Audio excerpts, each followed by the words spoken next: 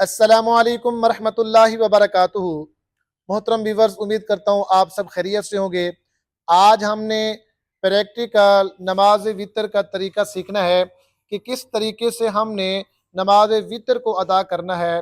चूँकि ये एक रात की इबादत है, इसकी बहुत बड़ी फजीलत है, तो अक्सर लोग जो है ना वो इसको सही तरीके से अदा नहीं कर पा रहे होते। लोगों के कमेंट भी आ रहे होते हैं कि नमाज वितर का प्रैक्टिकल तरीका अपलोड किया जाए।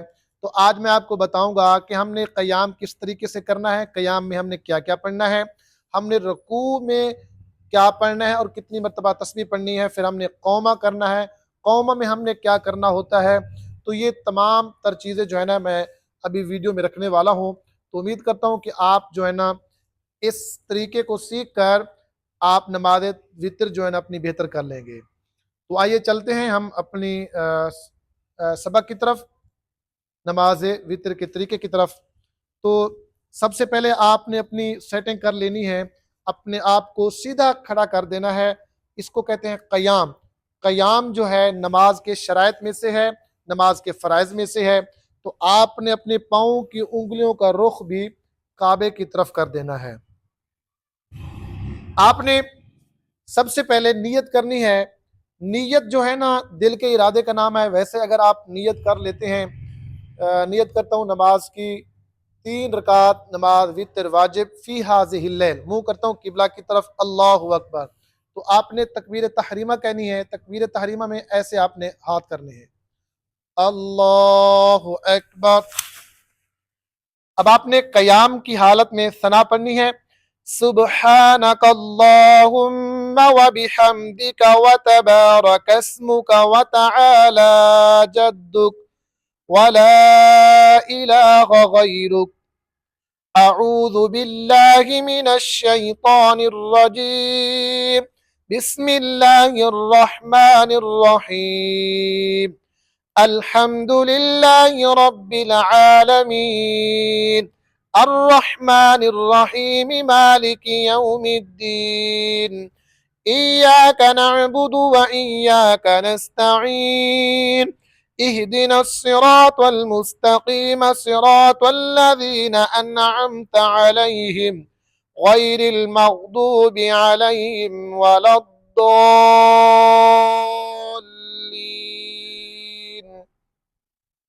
अब आपने सूरत फातिहा के बाद कोई एक सूरत मिला लेनी है।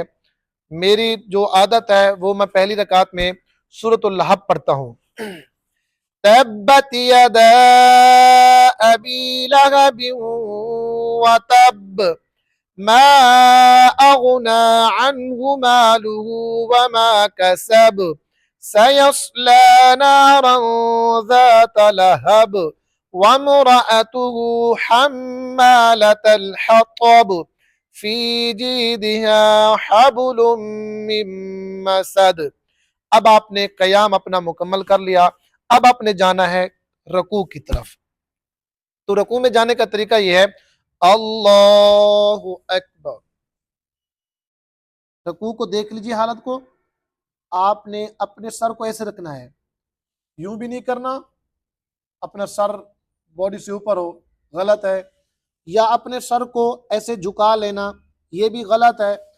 बिल्कुल सीधा जिस तरह आपकी कमर है उस लेवल में आपका सर होना चाहिए। तो यहाँ पर आपने कम से कम 3 मरतबा तस्बीह पढ़नी है और घुटनों पे आपने हाथ इस तरीके से रखना है।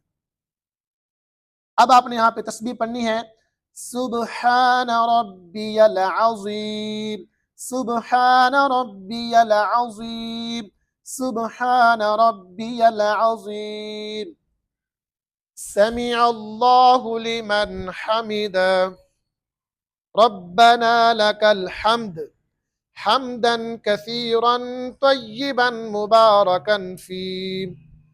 आप लोगों ने ये नई दुआ सुनी है, ये आका करीम अलैहिस्सलाम पढ़ा करते थे, जो कि हम लोग नहीं पढ़ते। तो ये आपने पढ़नी है, हम्दन कसीरन तय्यिबन मुबारकन फी। अब आपने सजदे में जाना है। तो सजदे में जाने का जो बेहतरीन तरीका है, अल्लाहु अकबर। सबसे पहले आपने घुटने रखने हैं, उसके बाद आपने अपने हाथों को रखना है। अब आपने सबसे पहले चेहरे को रखते हुए नाक को रखेंगे, फिर पेशानी को, یاد رکھیے یہ آپ کی کونیاں جو ہیں یہ گھٹنوں سے اور آپ کے پیٹ. تو جب ہم نے ایک سجدہ کر لینا ہے، ایک سجدے کے بعد جو بیٹھا جاتا ہے تھوڑی دیر کے جب ہم ایک سجدہ کر لیں گے، ایک سجدے کی تسبیح بھی پڑھ لیں گے، تو دو سجدوں کے درمیان جو بیٹھا جاتا ہے اس مقام کو کہتے ہیں جلسہ. تو جلسہ جو ہے نماز کے اندر واجب ہے. اس کے اندر بھی آقا کریم علیہ الصلوۃ والسلام ایک دعا مانگا کرتے تھے. وہ دعا کیا ہوتی تھی؟ اللہم اغفر لی وارحمنی واہدنی وارزقنی وعافنی. اس کی بڑی فضیلت ہے، یہاں تک کہ 30 سے اوپر فرشتے جو ہے نا نیکیاں لکھنا شروع کر دیتے ہیں. تو دو سجدوں کے درمیان آپ نے بیٹھنا ہے، وہ دعا پڑھنی ہے. تو دونوں سجدے مکمل کرنے کے بعد اب آپ نے دوسری رکعت بھی سیم اسی طریقے سے پڑھنی ہے. سورۃ الفاتحہ، سورۃ الفاتحہ کے بعد پھر آپ نے کوئی سورت ملانی ہے. اس کے بعد آپ نے اسی طریقے سے رکوع بھی کرنا ہے، سجدے بھی کرنے ہیں، سجدوں کے درمیان تسبیح پڑھنی ہے. اب ہم آتے ہیں وتر کی تیسری رکعت میں، جو کہ اہم رکعت ہوتی ہے. بہت سارے لوگ جو ہے نا شش و پنجوں میں ہوتے ہیں کہ کس طریقے سے ادا کی جاتی ہے اور کیا پڑھا جاتا ہے. جب ہم دوسری رکعت کے بعد کھڑے ہوں گے قیام کی حالت میں، تو آپ نے سب سے پہلے سورۃ الفاتحہ پڑھنی ہے. الحمد للہ رب العالمین الرحمن الرحیم مالک یوم الدین ایاک نعبد و ایاک نستعین اهدنا الصراط المستقیم صراط الذین انعمت علیہم غیر المغضوب علیہم ولا الضالین. سورۃ الفاتحہ کے بعد آپ سورۃ الاخلاص پڑھ سکتے ہیں. پہلی رکعت میں سورۃ النصر کر لیں، دوسری رکعت میں سورۃ الحب کر لیں، تیسری رکعت میں سورۃ الاخلاص کر لیں. قل هو اللہ احد اللہ الصمد لم یلد ولم یولد ولم یکن له کفوا احد. اب یہاں پر بات سمجھنے کی ہے. اب ہم نے کرنا ہے رفع یدین، اللہ اکبر. اب یہاں پر کچھ لوگوں کو دعائے قنوت آتی ہے، کچھ کو نہیں آتی. تو جن کو دعائے قنوت آتی ہے وہ تو اس طریقے سے دعائے قنوت پڑھیں.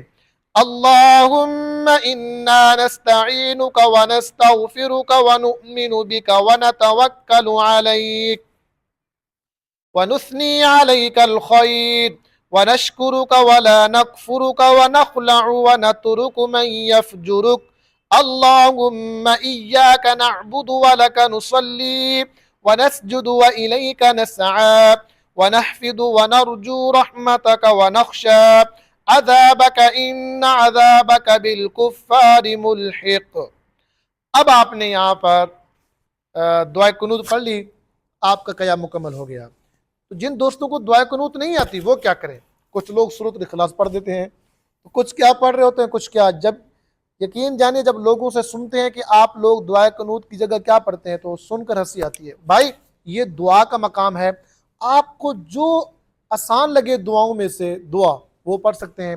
نہیں تو آپ ربنا آتنا فی الدنیا حسنہ وفی الآخرۃ حسنہ وقنا عذاب النار، اس دعا کو بھی پڑھ سکتے ہیں. تو یہ دعا پڑھنے کے بعد آپ نے رکوع کرنا ہے. رکوع کے بعد آپ نے سجدے کرنے ہیں. سجدے کرنے کے بعد جب ہم بیٹھیں گے التحیات میں، اب دیکھیے التحیات میں جو غلطیاں ہوتی ہیں،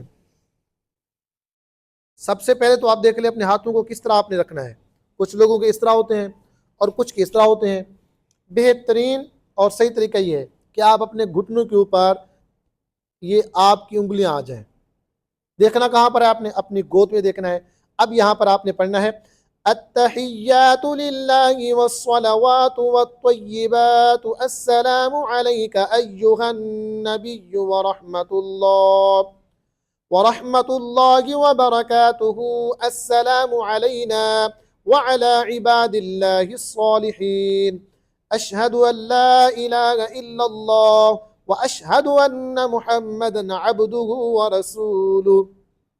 آپ التحیات کی حالت میں سامنے بھی دیکھ سکتے ہیں، اپنی گود میں دیکھ سکتے ہیں، اپنے یہاں سینے کی طرف بھی دیکھ سکتے ہیں.